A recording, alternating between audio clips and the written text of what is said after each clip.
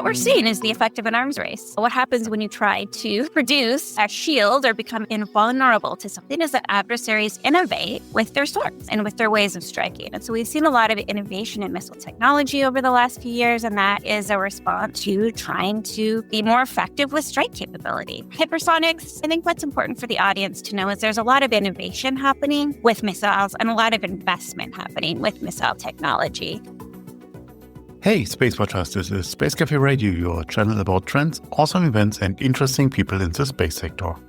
In this episode, we discuss a recent executive order issued by President Trump on January 27, 2025, which outlines plans for an advanced missile defense shield, the Iron Dome. Together with Dr. Jessica West, senior researcher at Project Plugtrails in Canada, we will look into the historical context of such systems, comparing it to Reagan's Strategic Defense Initiative and subsequent developments.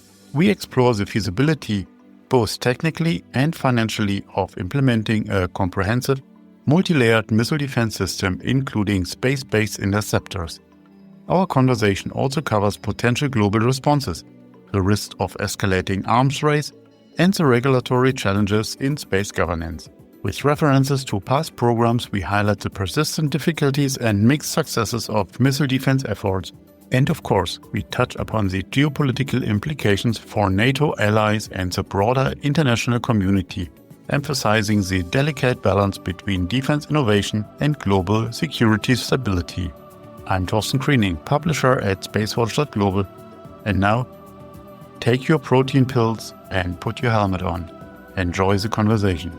Welcome back in our Space Café Radio. How are you doing, Jessica? I'm well. It's been a long time, and I'm happy to be back here with the SpaceWatchers. Thank you very much. That's super. And what a year 2025 and how it started. It doesn't get boring, to say it at least. So let's talk today about the Iron Dome for America. And I call the show the Global Security Shift. And to give our audience a bit of a background, so we will talk about the executive order of President Trump that was issued on the 27th of January 2025 and that outlined plans for an advanced missile defense shield. We heard it before. Reagan's Strategic Defense Initiatives in the, 80s. That sounds a bit like the 2.0 version. But Jessica, how does this differ from the existing U.S. missile defense policies? I think you're right to point to the fact that this is not entirely new. Even before Reagan's Space Defense Initiative, missile defense and space-based missile defense was always a dream that inevitably turns into a nightmare. So in the 1960s, there was BAMBI, the ballistic missile boost intercept that was supposed to put interceptors with nuclear warheads in orbit. Obviously, that was outlawed once we signed the Outer Space Treaty. The idea returned under Star Wars and Brilliant Pebbles, which was a kinetic interceptor idea to provide, again, a shield of protection. It resurfaced under Trump's first presidency in 2017. There was a call for boost phase missile defense. We'll maybe explain what that is in a moment. Orders to develop a test bed. You know what happened to that? I don't think it went very far. And now we're back at it. What's different this time? First, I think the scope of what is called for in the order is much broader than in the past. And President Trump calls for a shield that would protect from ballistic, hypersonic, advanced cruise missiles, and other next-generation aerial attacks from peer, near peer, and rogue adversaries. So basically, all kinds of flying things through the air, through space, from anywhere in the world. And I think that's a tall order. I think that's where this notion of an impenetrable dome comes in, but it's a mirage. And we know that from history. So I think it's a billion-dollar question here. So how feasible is this implementing of this multi-layered space-based interception system from technical point of view and from a financial point of view, obviously? Yeah, and those are two very different assessments. Advocates of missile defense will say, yeah, we can do this. The technology is there. And in 2017, there's a quote from Michael Griffin, who was Undersecretary of Defense at the time. And he said, effectivity is beyond doubt. It's not technically hard to do. I would take a step back and say that even missile defense experts will acknowledge that it is, in fact, very hard to do. But the question of whether or not something is possible is different from whether or not It makes sense. Does it have efficacy? And I think this is where we run into a problem. The track record on creating anything impenetrable is non-existent. I think it's also important here to differentiate between different types of missile defense. And so when Trump was in power the first time, he made claims about missile defense being 99% effective. That's not really what we're talking about here. That is theater missile defense, so short-range missiles in a theater of conflict, like we see it in Israel. That's very different than intercontinental ballistic missiles that are flying halfway around the world, that are maneuverable, that are armed with nuclear weapons, and that are coming at you. That system right now doesn't work very well.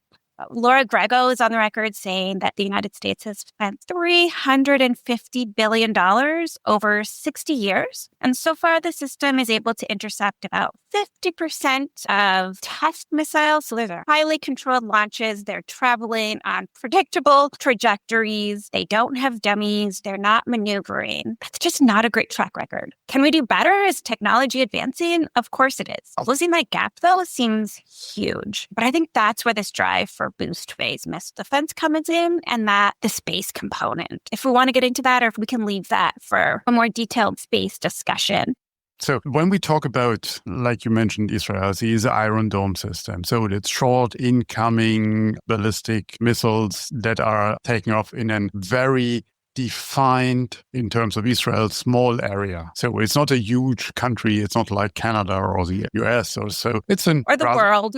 Oh, all the world, yeah, absolutely. So it's a defined area. So then we have the Patriots for small missile defense or for short range missile defense. We have the THAAD system of the US for long range missiles. But then my knowledge at least ends. So where are we in terms of what is available today on Earth before we then jumping to space? Yeah, so intercontinental ballistic missile defense uses a different system, and the U.S. has one that's aimed at mid-course interception. And so those are intended to hit a missile. It's very hard, and so I'll give them credit. 60% isn't bad, but you're hitting a bullet with a bullet, if you will, and you're hitting that bullet, that incoming missile, at the midpoint of its trajectory. And that's in outer space, and that's why we've seen these systems be used to attack satellites as well. Not foreign satellites. These are tests of anti-satellite capabilities, but it's the same technology that we're talking about. And so the United States has ground-based interceptors and also sea-based interceptors, the Aegis system, presumably created an Iron Dome that would intercept all kinds of different missiles, hypersonic in particular. Those move quickly, they're maneuverable, so they don't follow this trajectory through air and space the way a traditional intercontinental missile does. They're harder to trap. That would be harder. And if you start throwing in next generation aerial threats, I don't know, is that drones? Is that, I'm not sure what that's referring to, but these are all very different challenges. So that mid-course intercept system is very different than a theater missile defense aimed at a small region and short-range missiles. And that's the one that has about a 57% success rate on highly controlled tests. Help me to understand, as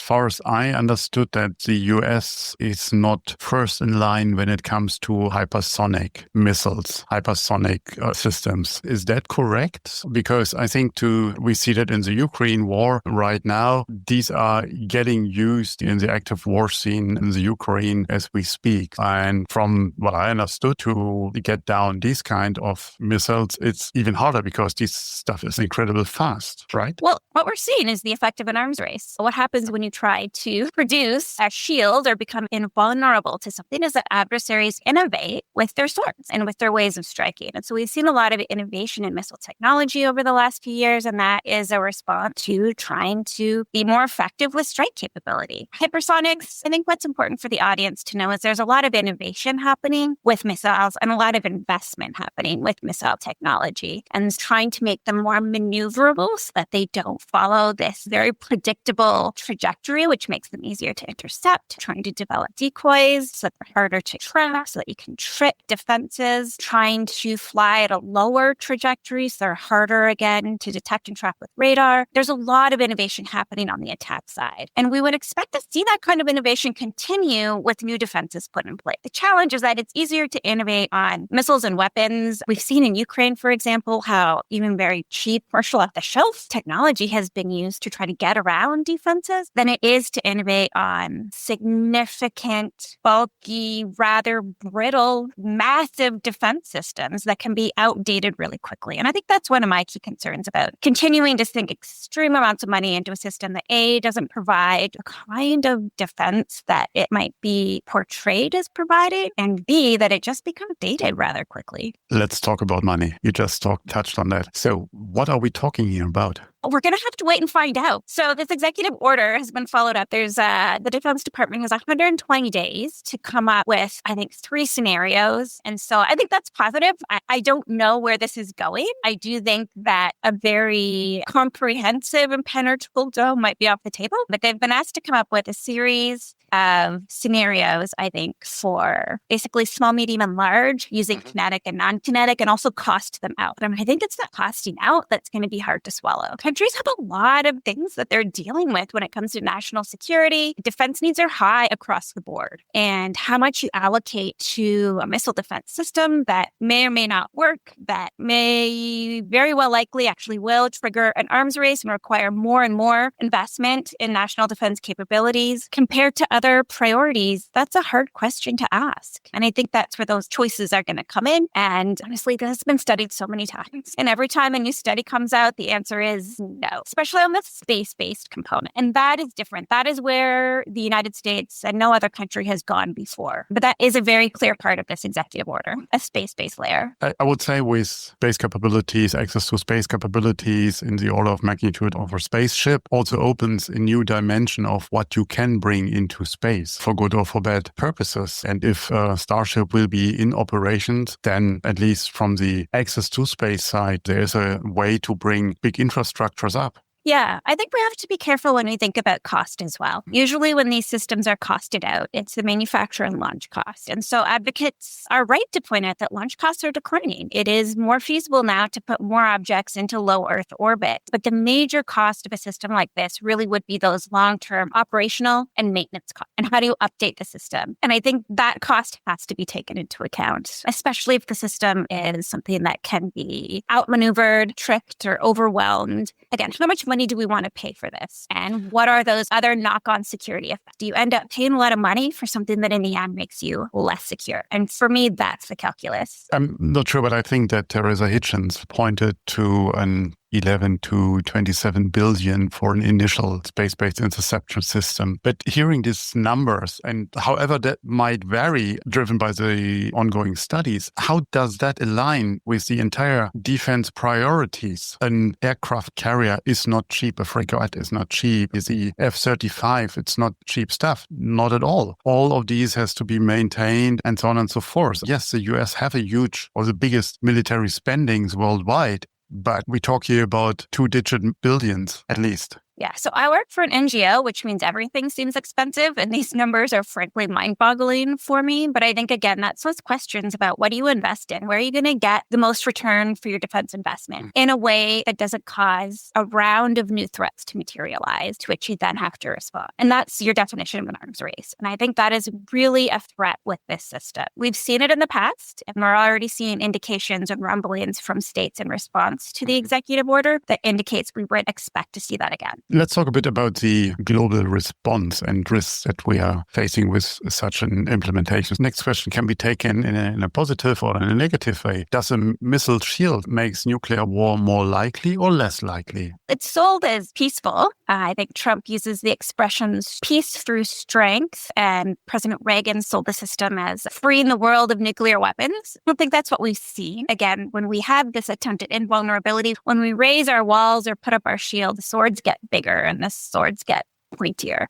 And there have been rumblings already from Russia saying that in response to such an enhanced capability, they would consider increasing both the quantity and quality of their nuclear weapons. I think there's concerns or indications rather that China is also perhaps interested in a missile defense system. And so we might expect to see a spiral of both defensive and offensive capabilities as states try to outdo one another. And when you look back at the past, Jeffrey Lewis has attributed the current situation that we're in with both nuclear and space arms racing to the withdrawal of the United States from the Anti-Ballistic Missile Treaty way back in 2000. And he argues that created a fundamental change in the strategic nature of state relations. And that's why we found ourselves in such a pickle these days. And so this is an action that directly comes from that withdrawal, which was an agreement to not put these kind of systems in space, recognizing their inherent instability between nations when it comes to arms defense and arms racing. No, I don't think it makes us safer from nuclear weapons. And it could be dangerous. I'm loath to think that a system that might not provide the capabilities that it's touted to provide could encourage riskier behavior by states, encourage perhaps miscalculation if you think you're safer than you are. But also,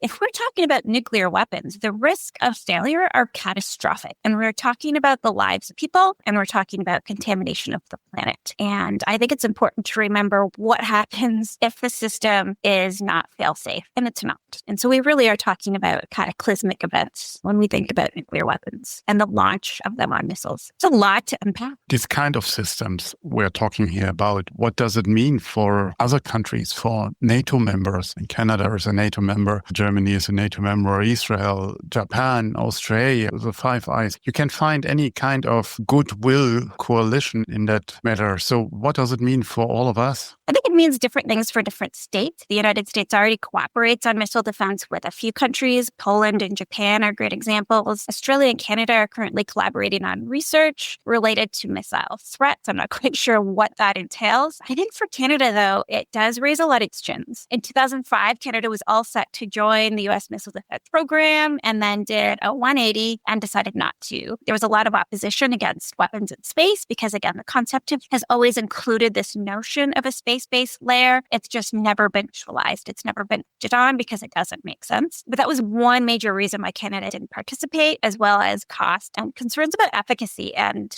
inability of the technology to do what it claims to do. That decision's been under review for a few years now. I haven't heard any updates or changes in Canada's stance, but there are repeatedly calls for Canada to join missile defense. Yesterday, Bill Blair said it makes sense to have a North American missile defense dome. And so I think there's going to be a lot of pressure for Canada to join. And there's a lot of good reasons not to. But given our special relationship with the United States and our joint commitment to defending North America through NORAD, I think this is going to be a really tricky public policy issue. I don't want to go deeper into the special relationship that you have at the moment with the US. That's a whole nother conversation. Absolutely. Let's come back to the space factor in that. Let's talk about the role of these space-based interceptors. Is that science fiction or is that really achievable reality? The concept-wise, I think we've been there, no doubt. And you mentioned a number of these programs.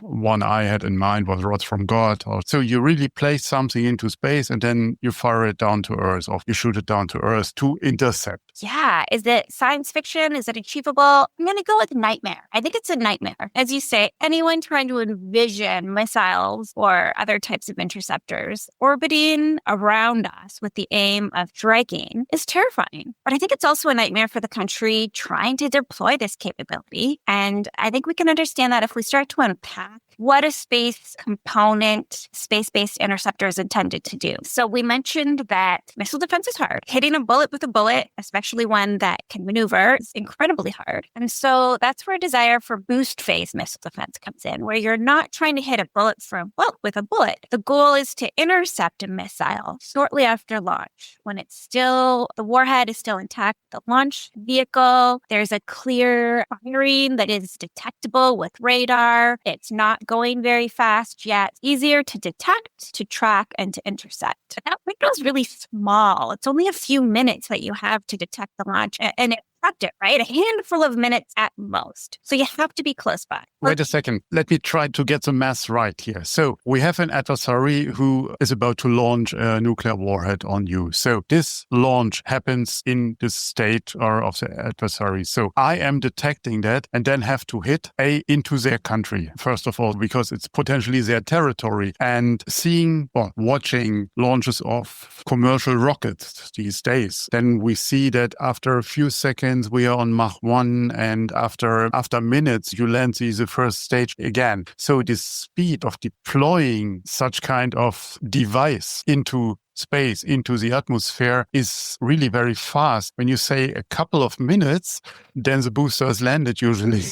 I think they land after 5 to 8 minutes or something like that. Yeah, you might have a few minutes when it's still in the boost phase. So when it's still moving relatively slowly, you still don't have separation of the warhead from the delivery vehicle. But you're right, it's a handful of minutes. You have to act fast. A lot has to happen in a short amount of time, which means you have to be close by. And so that's where space comes in. You're talking about other countries. And so it's highly unlikely that you're going to have an interceptor capability on the ground that would be close to the launch. And so low Earth orbit makes sense if you're trying to be in close proximity to the target, which I'm guessing a lot of our space watchers know, is that objects in low Earth orbit don't hang over Earth. So you can't put an interceptor in space and have it be available 24 hours a day, 7 days a week. Let's even go back to the old plan over North Korea or over Iran. Objects in low Earth orbit are spinning around the Earth. They're moving very quickly. And so you have to have a lot of interceptors just to be able to have coverage of one small part of Earth at all times. And if you don't have coverage of all times, an adversary will know that and they'll know when to launch. And so you really do have to have that comprehensive coverage if you're going to have an effective system. So there's a study in 2004. There's been other studies as well. I think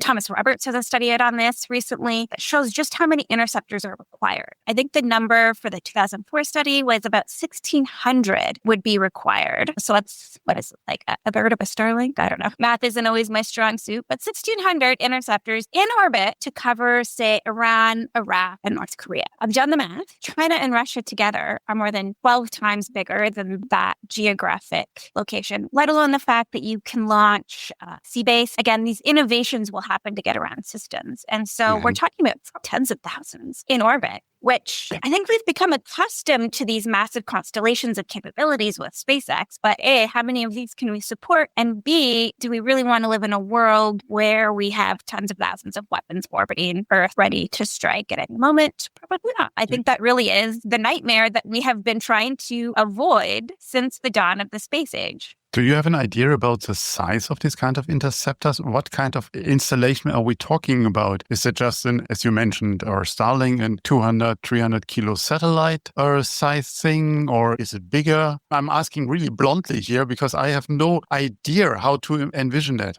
And I'm not sure either, because there could be kinetic interceptors, physical thing, but there's also looking at directed energy. And so lasers. Both of them go pew, but in different ways. Both of them, to me, test the limits, acceptability, I think, from a space governance perspective, and also feasibility. You mentioned a few times the arms race in outer space. You're working with organizations like UNIDIR and your NGO for disarmament. That all sounds like really weaponizing of space on a new level. What are the international treaties that we are ignoring here in that conversation at the moment, or denying even? I'd love to say that something like this is illegal. Yeah, it's not. This is what myself and others before me and others hopefully beyond me have been working for decades to avoid, is an arms race in space. And for a long time, the weaponization of space. That's not a very defined concept. And so I'm a little loath to use it, but I think orbiting a weapon system in space would count. This is exactly the kind of threat that Russia and China have long warned about. It's the capability that gets dangled when they advocate for a ban on weapons in space for many of us. And so we've been urging a focus on other near-term risks, such as anti-satellite weapons, behaviors in space that could be misconstrued and lead to accidental warfare, such as rendezvous proximity operations, not creating debris and messing space up for everybody. I think this kind of capability would end up checking all of those boxes. You would have weapons in space targeting Earth, ostensibly. But if they can target Earth, they can target other satellites. And so you drive an arms race on Earth related to missiles, but you also drive an arms race in space related to offensive weapons capabilities, which we're already see simmering and states are tiptoeing around each other on this. I think it would just throw down the gauntlet on an arms race in space. You're seeing debris issues. So these are kinetic or even directed energy. They could create kinetic effects. And if they're used against satellites, obviously you're going to see, I think, the creation of debris. And I think it takes away from the hard diplomacy that has been underway over the last few years to have responsible behaviors in space. I think it's hard to say we have responsible weapons. It also takes away, I think, from the anti-satellite moratorium on testing destructive anti-satellite piece. China has raised this repeatedly when they explain why they have been not joining, if not against, the American-led moratorium on destructive tests of anti-satellite weapons, because they claim that the United States is trying to take away swords from other countries while they themselves have a shield. And I think this rhetoric would take on more significance in the event of pursuit of a more comprehensive missile defense system, and especially one located in space. So this is seismic. And I think it's going to be interesting to see what happens at the United Nations this year when a 4-year process aimed at the prevention of an arms race in outer space through both legal and normative means gets underway. There'll be a lot more focus on banning weapons in space, and it might detract from some of the other aims that states have that revolve more around norms of responsible behavior and not intentionally creating debris, especially through military actions. So we'll see. I think all of these go together, but we know that there's geopolitical competition about which approaches are most salient, which threats are most salient. And I just think this announcement ends a lot of that. At the moment, we have the UNOSAR Scientific and Technical Committee happening, I think, half-time in Vienna. I haven't heard anything from their end, but could you envision what would be the impact on international space treaties and norms, as you said, that were worked on for the last years? And suddenly, with a signature, these are off the table.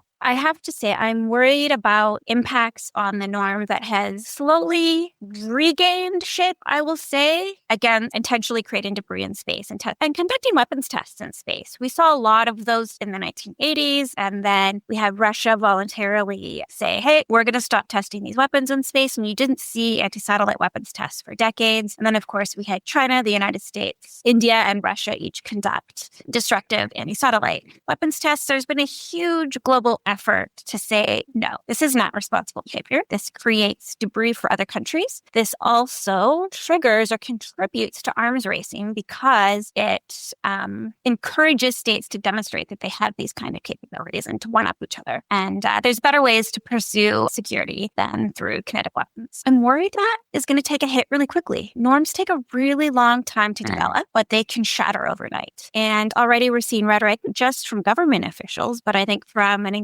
growing number of think tanks that are seemingly on board with not being restrained by concern for debris when it comes to military capabilities in space. And I think that's dangerous and unfortunate and something that people should pay attention to because we all need to use space. It's a fragile environment, which means that we have to keep it sustainable. We have to not pollute it if we want to be able to continue to use it, especially if we want to use it as endlessly as we're using it. When you think about how many Starlink satellites are up there, how many other countries have plans, including Canada, for their own constellations, the intensity of space use puts further pressure on the environment, further pressure to keep that environment free of junk and debris. So this I'm worried about. Things can change overnight. Clearly, there's a lot of work to do. I think, though, in the long term, it is absolutely in the United States' interest not to have debris in space, not to have an arms race in space. And I think maybe with time, we might come back to this understanding. Okay. The last point I would like to conclude and also our conversation with, you said it's work in progress. So at the moment, it's a presidential or executive order that goes now to the Pentagon. They're coming back quite soon. So what should the public and policymakers be watching in the coming months? There's supposed to be a report by February 8th that would outline that various architectures for small, medium, or large option in terms of a shield. I guess they're thinking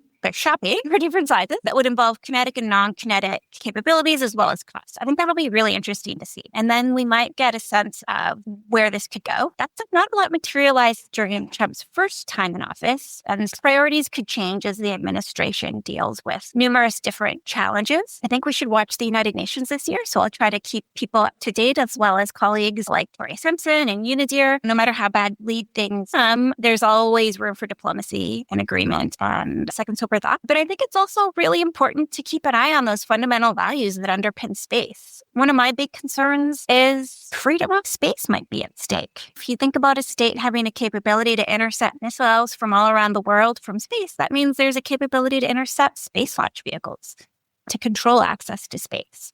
And that freedom of access is absolutely the core and fundamental value that informs the Outer Space Treaty, that informs how everybody uses space. And so that's something that I'm going to be thinking about and watching. I also have one more thing. I have to do a plug. So Victoria Sampson and I do have a opinion piece coming out in Space News on Tuesday, February 11th. If anyone wants to be able to see on paper or see on their screen some of the details that I think about. It's got a great title too. Does not happen too often that we give room for space news on our platform, but I take that. Great. You can cut it. I think we are talking here about a greater good and about the things that are at stake. And we should overcome our own egos of a publisher to also be friendly with other players in the field. Yeah, Great. And it's called Hubble, Bubble, Toil, and Trouble. So come for the title, stay for the facts. Thank you very much, Dr. Jessica West. Thank you very much for the conversation. And I'm quite sure we will pick up on that matter in the months to come. And I think we're hopefully going to have better news as well. 2025 can't stay this exciting, can it? We will see. Bye. Bye. And if you have further questions, reach out to us at radio@SpaceWatch.Global. If you like these or other episodes of Space Café Radio, leave us a rating on your preferred podcast platform. It is the currency of today. And if you want to stay on the pulse of the space industry, please visit our website at www.SpaceWatch.Global and subscribe to our newsletters. And of course, don't forget to become a Space Watcher. I'm Thorsten Kriening, publisher at SpaceWatch.Global, your independent perspective on space.